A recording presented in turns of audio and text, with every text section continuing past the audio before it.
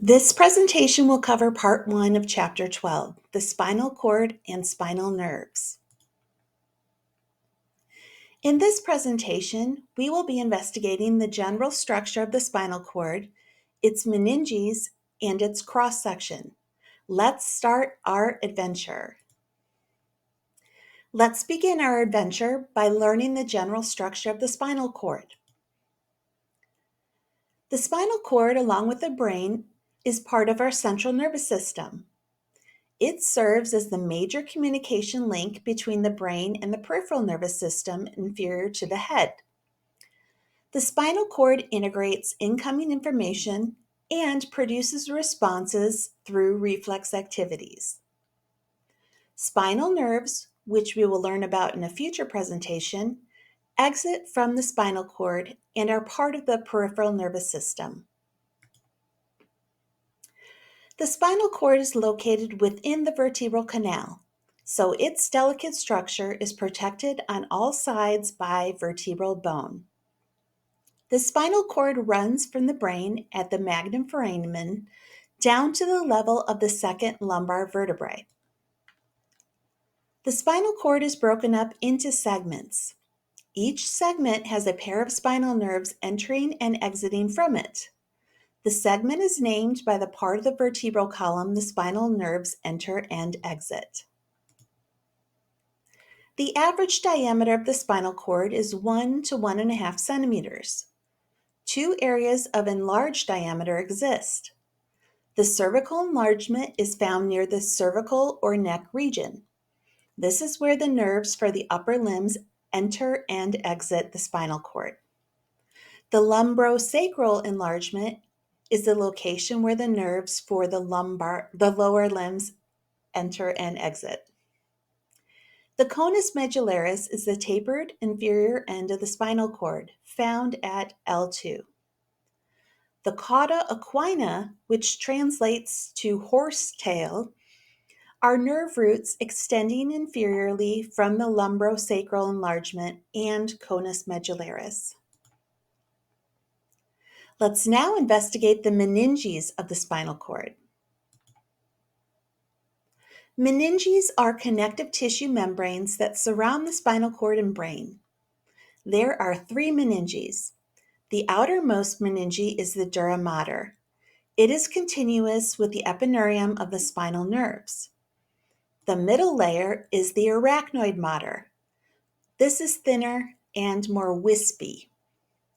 The innermost layer is the pia mater. It is tightly bound to the surface of the brain and spinal cord. It forms the filum terminale and the denticulate ligaments, which are the structures that suspend the spinal cord in the middle of the dura mater. The spaces involved with the meninges are also needed to be examined. The epidural space is located between the dura mater and the wall of the vertebra. It is filled with fat and connective tissue. This is the location where anesthesia is administered. The subdural space is between the dura mater and the arachnoid mater. It is filled with serous fluid. The subarachnoid space is between the arachnoid and pia maters. It is filled with cerebrospinal fluid, which acts as a cushion for the spinal cord. Let's move on to the final part of our presentation, the cross-section of the spinal cord. Here we see the cross-section of a spinal cord. First, notice its orientation. The left side of the slide is the anterior, and the right side of the slide shows the posterior of the spinal cord. The spinal cord is arranged with gray matter forming a butterfly shape deep in the center of it. The gray matter is made up of neuron cell bodies or soma, dendrites, and axons. The gray matter located dorsally is called the posterior horn. If it's located laterally, it is the lateral horn, and ventrally, it's called the anterior horn. The surrounding the gray matter is white matter, located more superficially. White matter is made up of myelinated axons, which form tracts. Dorsally located white matter is called the posterior column. Ventrally located white matter is the anterior column, and the laterally located white matter forms the lateral column. In the center of the spinal cord is the central canal. Cerebrospinal fluid flows through this canal that runs the length of the spinal cord. Surrounding the central canal is the gray commissure. This connects the left and right halves of the gray matter. A white commissure connects the left and right halves of white matter. The posterior median sulcus and the anterior median fissure are grooves that divide the spinal cord into left and right halves. Exiting the spinal cord are rootlets, which combine to form a dorsal root and a ventral root. The dorsal and ventral roots combine to form a spinal nerve. The same arrangement occurs on both the left and right sides of the spinal cord segment.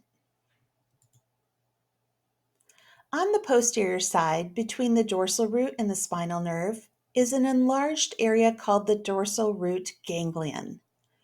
Remember that a ganglion is a group of neuron cell bodies in the peripheral nervous system.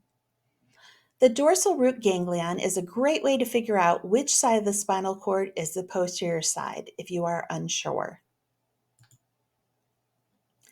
Okay, quick review. In this image, where is the gray matter? The white matter? Which side is posterior?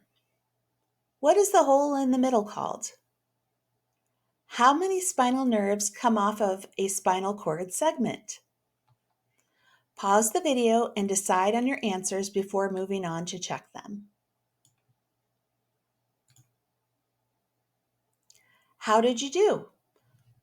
Remember, there are more structures to know than just these few, so review this entire video to understand all that you should know. How does the spinal cord function within the nervous system? How does it help with communication and control of the body? Simply explained, our nervous system works in this way. Sensory information travels through the peripheral nervous system towards the central nervous system. Then the central nervous system processes the information and decides on an action. The action or motor information is sent to the effectors from the central nervous system through peripheral nervous system. Let's look closer at the spinal cord to see what is happening in there with this information. Sensory information travels through a pseudo-unipolar sensory neuron, and it enters the dorsal root. Notice that the sensory neuron's cell body resides in the dorsal root ganglion. The sensory neuron enters the dorsal horn of the spinal cord. I want to clarify that this is going to be a simplistic explanation. We will continue to add to this information as we learn more about reflexes and the central nervous system. If the brain is involved in processing the sensory information, like in a conscious decision-making process, then the sensory information must travel superiorly to the brain and then back down inferiorly to eventually reach an effector. In the top image, this is shown by the curved green arrows. The superior and inferior movement occurs within the white matter of the spinal cord. The white matter of the spinal cord is arranged into tracts, as is shown in the bottom image. We will learn more about the tracts as we continue in our studies.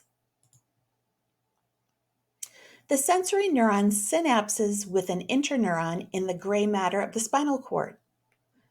The interneuron crosses from the posterior gray horn to the anterior gray horn.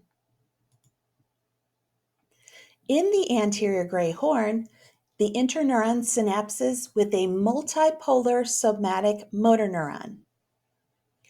Autonomic motor neurons are synapsed in the lateral gray horn. Motor information leaves the spinal cord through the ventral or anterior root and then the spinal nerve. What have you learned about the spinal cord? Take a moment to write down everything you can think of that you have learned from this video. In this presentation, we learned the general structure of the spinal cord, its meninges, and its cross-section.